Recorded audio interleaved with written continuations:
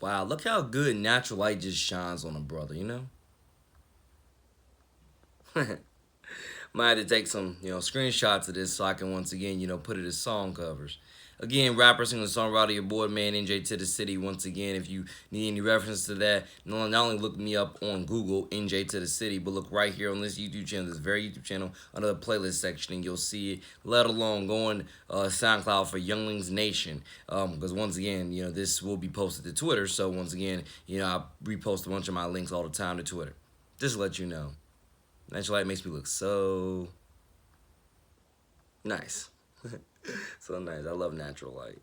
But the real topic of this, God bless Waypoint, by the way, Waypoint Church and Greenleaf Knockety. But the real reason for this video is to let you all know.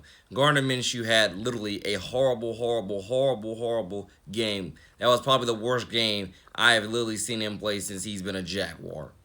But to even top that all off, the entire team had a horrible, horrible, horrible, horrible game. Ladies and gentlemen, literally, look back at the footage, because so many on Twitter are like, Gardner Minshew sucks now. And I'm like, oh, Gardner Minshew's always been overrated now. And I'm like, are you people even looking at the game? The defense can't stop a fly, okay? Which, that's not only the defensive coordinator's fault, that's literally whose ever great idea it was to go with a too young defense that has no coordination. Okay, that's problem number one, if not problem number two. The other problem is that Gardner Minshew was getting blitzed practically all night. And if he wasn't getting blitzed, his receivers just weren't getting open. Also, the defense was not giving him any deep balls. Any. And then that one wide open one that he overthrew that everybody keeps talking about, he was getting blitzed. And usually when you're getting blitzed, you throw the ball as hard as you can towards whatever direction it is to try to give your guy a chance. Now, I'm telling you, all have seen Drew Brees do it. You've seen Tom Brady. You've seen everybody overthrow a wide open guy because they're getting blitzed. So they figure at the heat of the moment that they'll throw it as hard as they can to get the ball out there to their man, etc. So please, just chill with that. Gardner Minshew's overrated now. Gardner Minshew sucks now. No, he doesn't. Look at the highlights, ladies and gentlemen. Look at his highlights. Last year, and dare I say, but these first 2 weeks, look at the highlights. Look at the analysis. He's not overrated. He never has been, never will be. He's underrated, if anything, and that's one of the top problems, which is why you can look up and down Twitter, and I've been not only defending him this week, but been defending him this entire summer. Because I want people to understand. Like the announcer said, when you're a 6th-round pick, you're given every reason why you can't play, every reason why you're not going to get on that field. Versus when you're a 1st-round, 2nd-round pick, you're given every reason, or every chance to succeed, every chance to thrive, every chance, every reason. Until they just can't take it anymore and they have to boot you out of town. Other than that, look at where all the evidence is, ladies and gentlemen. Look at where all the evidence is. When you're handpicked to be a franchise savior, you do indeed get every chance in the world to succeed until they have to throw you out with the trash or throw you out with the rest of the trash. When you're a 6th-round pick who wasn't even expected to make the active roster, let alone probably going to ride the practice squad like Tyler Bray of the Bears been doing for his entire career. He came out of 2013 draft. He's just been riding third string jobs and practice squad jobs since he's been in the league. Ladies and gentlemen, that's the reality of a 6th-round versus a 1st and 2nd-round pick. Think about it. The evidence couldn't be more clear, could it? Minshew had a bad game. But again, look at the bigger tell of the tape. The entire team had I'm going to say, mediocre game. The entire team. But I saw this coming. I don't know how we beat the Colts. Trust me, I don't know how we beat the Colts. But after that, and I heard we were facing the Titans next week, I'm like, nah. Ryan Tannehill's going to have a game day with us. A field day. And I was practically right. Because again, we have a defense that can't guard a fly. We have a defense that just gives up balls like Swiss cheese, we have a defense that lets offenses run through us like Swiss cheese, and we have a defense that cannot guard a fly. Ladies and gentlemen, look at the evidence. Because trust me, I love guys like Shaq Quarterman, who's a Oakleaf grad. Love guys like C.J. Henderson, Go Gators, etc. Miles Jack. I mean, I love the pieces that we have on defense. But even I have been smart enough to realize this from the get-go. It's too young. We're too young. We're not there yet where we can, let alone we're not there in Madden yet. Because this is, I have no problem building an entire defense full of young guys in Madden to see how I go. But this isn't Madden. This is real life. But we're not there yet where we can build.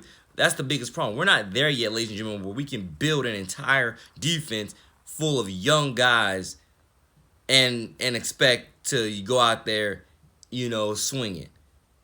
And that's why I say, guys like Doug Marone and so on are like, oh yeah, we're not tanking, we're always putting the best guys out there. No, you're not. No, you're not. Because I'm gonna tell you this: for every guy that you cut or traded off your defense, I didn't see you replace I didn't see you replace any of them with any, again, top tier caliber guys on defense. Guys, the defense is literally Swiss cheese. Anybody can. I'm telling you, our defense is so embarrassing. I personally feel you can probably get a high school, take probably your worst high school team in your state, in your city, and they can probably run circles around our defense. That's how wide open people have been for the last 3 weeks. The only reason why Phillip Rivers ended up losing that game is he again gave the game up to us with the picks that he threw.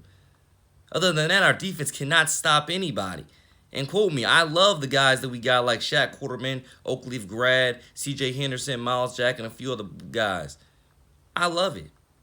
But no offense to Wingard, love you dearly. But this is what I've been saying about you ever since I saw you match up last week in Tennessee.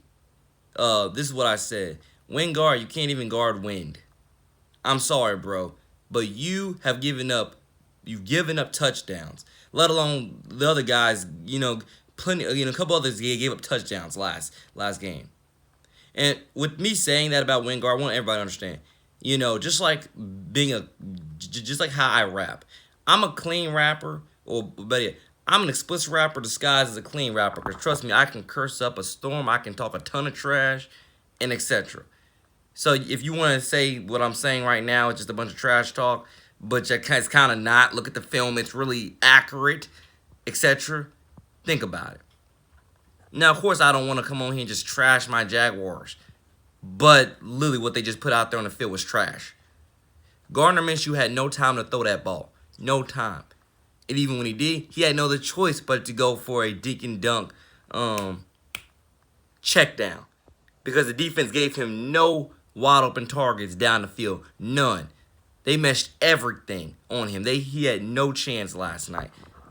And then the times that the defense decided to blitz, oh God, they ran over and trucked a few of our guys. One of the guys trucked James Robinson and just threw Gardner and just dropped Gardner and just threw Gardner Minshew to the ground. Ladies and gentlemen, I could have told you from the jump we were going to lose versus Titans and Miami Dolphins, but I just again wanted to see where things would go. But even I could have told you that. And it's really dumb. Because I want people to understand that about me when it comes to how I do things, how I write, how I rap, etc. I really am an explicit rapper disguised as a clean rapper. Because trust me, I can curse exactly the same way your favorite explicit rapper curses, let alone I can literally talk just as much trash as your favorite athlete. Trust me, I can do it all. I'm very multi-talented, very multi-versatile. You just can't put a cap on me, and that's just what it is. But trust me, because I am, as I keep tweeting out and I've made videos about it, I am indeed a born-again Christian. Baptized June, I think, 27th or 20-something, back in 2018, the year that I graduated from Aladini's high school, etc. So I want people to understand, I've been a Christian, and I am a born-again Christian, and trust me, I'm not out here trying to misrepresent my faith in any type of way, not trying to misrepresent my Lord and Savior in any type of way, but I do want people to understand I have a down-to-earth side of me, and I have a spiritual side of me. Spiritual side reigns above, supreme above all things, but I also want you to understand, on my down-to-earth side, yes, I can talk unlimited, trust me, unlimited. And the best part about it with my Jaguars, I can back it all up with their performance last night. Their performance last night was mediocre at best. I mean, they was not prepared. My Jaguars were not prepared. They were just not prepared, etc. And I'm just saying, look at the game film. So everything I said in this video, and I might put in another video, is accurate. It's factual. Look at it. Let alone look at Twitter just blowing up my Jaguars, talking bigger trash than what I've said in this video. If not bigger facts that you could possibly, pass off as trash, but it's actually facts once you look at the game film. But like I said, God bless my Jags. But the problem is, again, if you've been following me on Twitter for any period of time, you've seen me tweet about this stuff. The Jaguars have set Gardner Minshew up to freaking fail, and they literally will not admit it. How do you cut Leonard Fournette? How do you trade away the defensive pieces that you traded away? How do you think you're going to win? You're not going to beat Patrick Mahomes and Lamar Jackson with a bunch of young, undisciplined guys. And actually, indeed, the undisciplined part is absolutely factual. Look how many flags we had last night. Think about it. You're not going to beat Lamar, especially on Madden, right? The way my cousin plays with Lamar Jackson is very much like this. Lamar Jackson is a guy you have to meet him where he stands. You cannot get in a foot race with Lamar Jackson. You have to meet Lamar Jackson where he stands if you're going to try to tackle him. Because other than that, you absolutely spin move and juke you out your shoes and make you look like, like it was a waste of time, etc. That's how it is. And Patrick Mahomes is a fearless gunslinger where no matter how many points he's down, he's going to come back. I mean, not unless he's down probably 50-6 and it's, 50-6 and it's the fourth quarter. Other than that, Lamar Jackson is going to come back every single time. So I want people to totally understand that about me, my take on my Jaguars, my take on the whole AFC, etc. My Jaguars played garbage and mediocre trash football last night. They were not prepared. They got embarrassed, trumped on, you name the terms that I can use. They literally could not do anything last night. Gardner Minshew got bomb rushed. James Robinson got blew up. The defense is Swiss cheese, and anybody can get probably 300 yards on them. We literally probably have the NFL's worst defense this year. They can't stop anybody. And God bless Wingard, but literally, you can't guard wind, bro. Look at your highlights. You can't guard wind. Obviously, a playoff your last name, but you get the point. Look at the film. I love you, brother. I love all you guys. But look at the film. Look at the game film. The evidence could not be more there. My Jaguars have a sorry, piss-poor defense that cannot guard a fly. Anybody can maneuver through them like Swiss cheese, and etc. I mean, you see my Jaguars, stop trying to play man coverage. You stink at it. For 3 straight weeks, stop trying to play man coverage. You stink at it. Every time my Jaguars have tried to play man defense this season for 3 straight games, they have lost that battle, especially in the end zone. You've lost that battle. You cannot play man coverage. You stink at man coverage. Stop playing man coverage. You're better off playing zone. Maybe if you played zone, you would get more picks. When they're not thrown directly to you by guys like Phillip Rivers, etc. But you guys can tell, Ryan Tannehill had a field day versus us last week. And Ryan Fitzpatrick, again, we're making him look like he's Tua right now. He's the first-round pick. That's how piss poor our offense is, our defense is, or at least, no, in that case, how piss poor our defense is. Our defense made Ryan Fitzpatrick look like a first-round pick last night. Okay? But trust me, I believe that the Titans' run last year was a fluke. Because Ryan Tannehill will never get you to a Super Bowl. Never. Now, you can bet whatever you want on that, but I promise you he won't. He doesn't ooze that enigma factor that I'm going to elevate you. He doesn't ooze that. And I promise you, he won't get you to a Super Bowl. He won't win you a Super Bowl. If he gets you one, he won't win you one. So I probably got more takes coming soon. Your boy man injured to the city, y'all. God bless. Hope everybody was entertained, enjoyed this. And once again, thank you all for supporting the last video about Jalen Hurts because they did use Jalen Hurts as a decoy toy. God bless. One was unashamed.